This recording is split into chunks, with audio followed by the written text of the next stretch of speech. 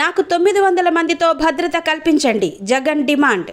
CM హోదాలో భద్రత కల్పించాలని హైకోర్టును ఆశ్రయించిన జగన్ తన భద్రతను పునరుద్ధరించాలని జూన్ 3వ తేదీ నాటికి 900 మందితో ఉన్న భద్రతను పునరుద్ధరించాలని కోరుతూ మాజీ సీఎం జగన్ హైకోర్టును ఆశ్రయించారు. ఈ మేరకు రాష్ట్ర ప్రభుత్వానికి ఆదేశాలు ఇవ్వాలని పిటిషన్ దాఖలు చేశారు. జగన్ కు భద్రత తగ్గించారన్న వాదనను పోలీసు శాఖ, ప్రభుత్వ వర్గాలు కొట్టిపారేశాయి. వ్యక్తిగత భద్రత తగ్గించారని హైకోర్టును జగన్ ఆశ్రయించిన నేపథ్యంలో నిబంధనల మేరకు జగన్ కు భద్రత కేటాయించామని ప్రభుత్వ వర్గాలు స్పష్టం చేశాయి. జగన్ కు జెడ్+ భద్రత కొనసాగుతుందని అధికారులు తేల్చి చెప్పారు. సీఎం హోదాలో అదనంగా ఇచ్చే భద్రత మాత్రమే తగ్గించామని పోలీస్ శాఖ వెల్లడించింది. అయితే సీఎం హోదా భద్రత ఇవ్వడం కుదరదని అధికారులు తెలిపారు. అత్యాధునిక రక్షణ పరికరాలు, నివాసం చుట్టూ 30 అడుగుల ఎత్తున ఇనుప గోడ కంచె, బుల్లెట్ ప్రూఫ్ క్రూయిజర్ వాహనాలు, 3 షిఫ్టుల్లో 986 మంది భద్రతా సిబ్బంది. ఇదంతా ఉత్తర కొరియా అధ్యక్షుడు కిమ్ గురించి అనుకుంటే పొరపాటే. మాజీ సీఎం జగన్ ఏర్పాటు చేసుకున్న భద్రతకు సంబంధించిన లెక్కలివి.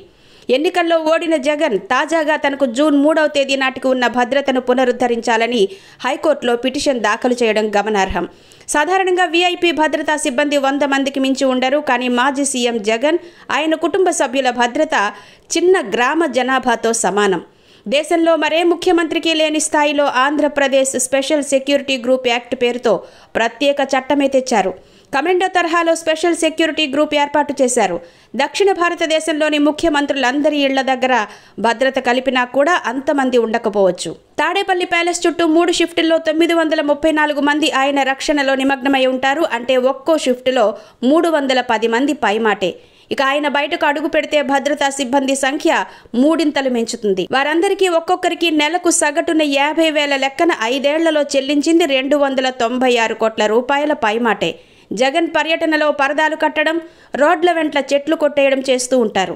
సీఎం హోదాలో ఏం చేసినా ఎవరూ అడిగే ప్రయత్నం చేయనే లేదు. కానీ ఇప్పుడు ఆయన ఎమ్మెల్యే మాత్రమే. ప్రతిపక్ష నేత హోదా కూడా లేకపోయినా ముఖ్యమంత్రి చంద్రబాబుకు కూడా లేని స్థాయిలో రక్షణ కల్పిస్తున్నారు. జగన్ కాన్వాయ్లో 2 అత్యాధునిక ల్యాండ్ క్రూయిజర్ బుల్లెట్ ప్రూఫ్ కార్లున్నాయి. జెడ్+ కేటగిరీలో నేషనల్ సెక్యూరిటీ గార్డుల అధీనంలో ఉన్న చంద్రబాబుకు బుల్లెట్ ప్రూఫ్ ఫార్చునర్ వాహనం మాత్రమే ఉంది. జగన్ తన భద్రతపై తరచూ ఆందోళన వ్యక్తం చేయడంపై ఇతర పార్టీల నేతలు అనుమానాలు వ్యక్తం చేస్తున్నారు. వైఎస్ఆర్సీపీ 5 ఏళ్ల పాలనలో రాష్ట్రం మాదక ద్రవ్యాలకు అడ్డాగా మారింది. ఓవైపు గంజాయి విక్రయాలతో పాటు డ్రగ్స్ రవాణా మితిమీరిపోయింది. తీరంలో, పోర్టుల్లో పెద్ద మొత్తంలో డ్రగ్స్ కూడా పట్టుబడ్డాయి. ఎన్నికలకు ముందు విశాఖ పోర్టులో భారీ మొత్తంలో కంటైనర్లో డ్రగ్స్ పట్టుబట్టడం తెలిసిందే. భారీగా దొరికిన డ్రైడ్ ఈస్ట్ నమూనాలను సిబిఐ ప్రయోగశాలకు పంపారు. ఇప్పటి వరకు నివేదికలు బయటకు రాకున్నా కేసుపై సందేహాలున్నాయి. ఈ నేపథ్యంలో జగన్ తనకు పూర్వ భద్రత కల్పించాలని కోర్టుకెక్కడం తనకు ఏమాత్రం ఆశ్చర్యం కలిగించడం లేదని ఏపీకి చెందిన ఓ సీనియర్ నేత వ్యాఖ్యానించడం గమనార్హం.